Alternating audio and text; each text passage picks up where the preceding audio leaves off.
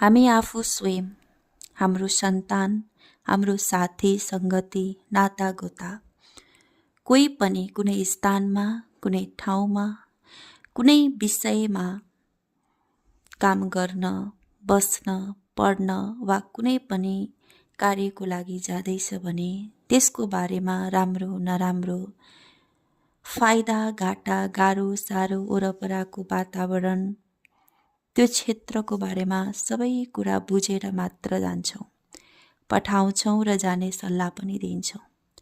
तर हाम्रो पुर्खा पूर्वजले गरिरहेको, सिकाएको कर्म संस्कार र मान्दै आएको धर्म संस्कार, रीति संस्कृति र परम्पराको बारेमा जान्न, बुझ्न अझ हामीले घरदेखि तनसम्म पनि सफा स्वच्छ भएर पूजापाठ गर्ने, व्रत बस्ने ईश्वर भगवान वा परमात्मा पिता को हुनुहुन्छ, कस्तो हुनुहुन्छ, के दिनुहुन्छ र हामीले यति विधि विधानले किन ध्यान गर्छौँ, हामीलाई गर्न किन सिकाइयो, यसको कारण के हो, किन उसको ध्यान आराधना गर्न चाहिँ यति विधिको जरुरी छ।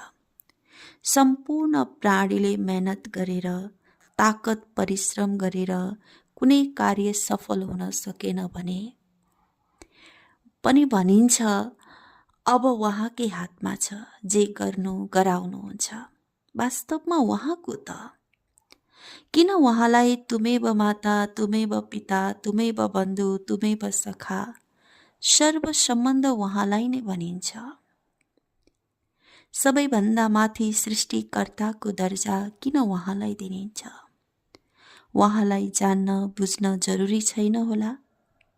हो रे, हुन्छ रे, गर्नुपर्छ रे भनेकै भरमा हामी पछि लागेर विधि मात्र पुर्याउने कि वास्तवमा नै जसरी कुनै व्यक्तिलाई जाने बिना नाता सम्बन्ध गाँसिँदैन भने व्यक्ति भन्दा पनि ठुलो दर्जा दिने ईश्वरलाई चिन्न जरुरी छैन र? त्यही जान्नुको आध्यात्म ज्ञान